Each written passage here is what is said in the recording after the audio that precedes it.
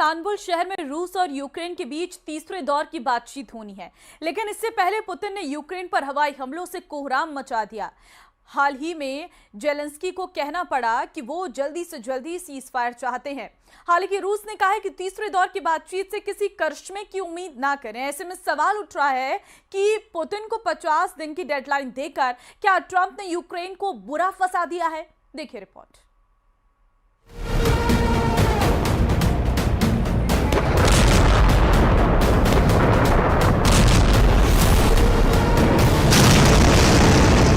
ये हमले बता रहे हैं कि पुतिन ने 50 दिन के अंदर 50 साल वाली तबाही मचाने का फैसला किया है।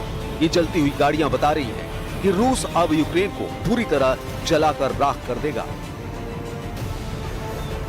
यूक्रेन की कैपिटल कीव की स्काईलाइन में बहुत आग नजर आ रही है। 3 दिन के अंदर पुतिन ने इतना बारूद बरसाया है कि जेलेंस्की की राजधानी जलकर धुआं-धुआं हो चुकी है। कहीं ड्रोन गिरता है, कहीं मिसाइल। सबसे बड़ी बात यह है कि तस्वीरें अमेरिका तक पहुंच रही हैं। ट्रंप भी देख रहे हैं कि पुतिन को 50 दिन का वक्त देकर उन्होंने यूक्रेन को कितनी बड़ी मुश्किल में डाल दिया है।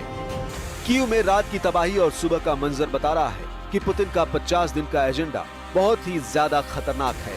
क्या ट्रंप ने एक तरह से पुतिन को 50 दिनों तक यूक्रेन को जलाने का लाइसेंस दे दिया है? क्या ट्रंप ने 50 दिन की जो मियाद रखी है वो जेलेंस्की को हराने का एक डिप्लोमेटिक फॉर्मूला है?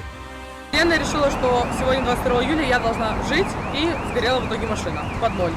Моя машина пылала дольше всех, я залила полный бак. Красиво пылала, ярко, как я и люблю жить. डोनाल्ड ट्रंप ने 14 जुलाई को पुतिन को बहुत बड़ी वार्निंग दी थी।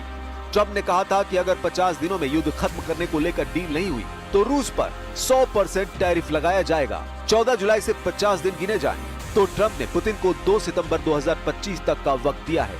सवाल है कि क्या अब 2 सितंबर तक पुतिन यूक्रेन पर इतनी बमबारी कर देंगे कि यूक्रेन में रूस की जीत पक्की हो जाएगी? ज़पोरिज़िया से लेकर खार्किव और सूमे से लेकर ओडेसा, जेलेंस्की का हर शहर इस वक्त पुतिन का गुस्सा देख रहा है। हालात ऐसे हैं कि यूक्रेन का युद्ध सबसे खतरनाक स्टेज पर पहुंच चुका है। लग रहा है कि रूस की फौज कह रही हो, आग ऐसी लगाई कि मजा आ गया। जलती हुई गाड़ियां और इमारतों में लगी आग बता रही है कि यूक्रेन पर अब मौत नाच रही है। Чи ворог знову атакував Одесу? Внаслідок атаки сталася масштабна пожежа автомобілів на автостоянці біля багатоповерхівки. Горіло 12 автівок. Також постраждали супермаркет, тренувальний зал, вибито скління в квартирах багатоповерхівки. अब सबकी नजर पुतिन पर है। इसमें कोई शक नहीं कि रूस में परमाणु बेस पर जब हमला हुआ था तो सबने इसे पुतिन की हार बताया था। लेकिन अब पुतिन लगातार यूक्रेन को झटके दे रहे हैं। रूस के हमले बता रहे हैं कि यूक्रेन पर रहम के लिए अब पुतिन के दिल में कोई जगह नहीं। कीव, खार्किव और ओडेसा पर हो रहे ड्रोन हमलों और मिसाइल अटैक ने जेलेंस्की को चारों खाने चित कर दिया है। हर तरफ आग और आग बुझाने की कोशिश लगातार जारी है, लेकिन ये आग इसलिए नहीं बुझ रही। यूक्रेन पर ये हमले देखकर डोनाल्ड ट्रंप की नींद उड़ गई है। कीव, खार्किव, सूमे और ओडेसा के बाद ज़पोरिज़िया में हुए हमलों ने अमेरिका का नेटो वाला जमीर जगा दिया है। इसलिए डोनाल्ड ट्रंप ने सीज फायर और युद्ध वाले विकल्प चक्र को बार बार घुमाया और इसका फैसला आया युद्ध, क्योंकि पुतिन को 50 दिन का वक्त मिलने से जेलेंस्की को भी लग रहा है कि उनसे कहीं धोखा तो नहीं हो गया। ट्रंप को एहसास हो गया है कि अमेरिका को अब किसी भी सूरत में यूक्रेन को बचाना होगा, लेकिन डोनाल्ड ट्रंप ने सीज फायर की तारीख खींचकर युद्ध को चुना है। यही यूक्रेन का सबसे बड़ा डर है। डोनाल्ड ट्रंप पहले ही साफ कर चुके हैं कि अब यूक्रेन को और हथियार भेजे जाएंगे, जबकि कुछ दिन पहले ही अमेरिका ने यूक्रेन को अहम हथियारों की सप्लाई रोक दी थी। लेकिन जून के बाद जुलाई में रूस के ताबड़तोड़ हमलों ने बता दिया कि पुतिन न ट्रंप की सुनेंगे, न ही जेलेंस्की पर रहम करेंगे। इसलिए यूक्रेन अब रोजाना ड्रोन और मिसाइलों के हमलों से दहल रहा है। पुतिन के हमले और तेज हो चुके हैं, लिहाजा ट्रंप को फाइनल कॉल लेनी पड़ी। ट्रंप ने कहा कि अमेरिका यूक्रेन को और हथियार भेजेगा। यूक्रेन को अपनी हिफाजत करने का पूरा हक है। पूरी तरह बिखर चुके यूक्रेन के बाद पुतिन का एजेंडा क्या ट्रंप के हिसाब से चल रहा है?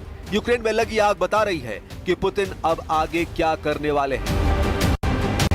ओडेसा से लेकर खार्किव और सूमे से लेकर कैपिटल कीव, हर शहर को जलाकर रूस ने अपना नया टारगेट सेट कर लिया है। 3.25 साल के युद्ध में शोलों की तादाद बढ़ती जा रही है। अब पुतिन के बाद इस युद्ध की आग में ट्रंप के फैसले ने पेट्रोल डालने का काम कर दिया है। पुतिन को 50 दिन का अल्टीमेटम नहीं, इस यूक्रेन को जलाने का 50 दिन का लाइसेंस कहा जा रहा है। रूस को मिलने वाली हर विदेशी मदद इस वक्त जेलेंस्की के दिलो दिमाग में खटक रही है। उनके साथ नेटो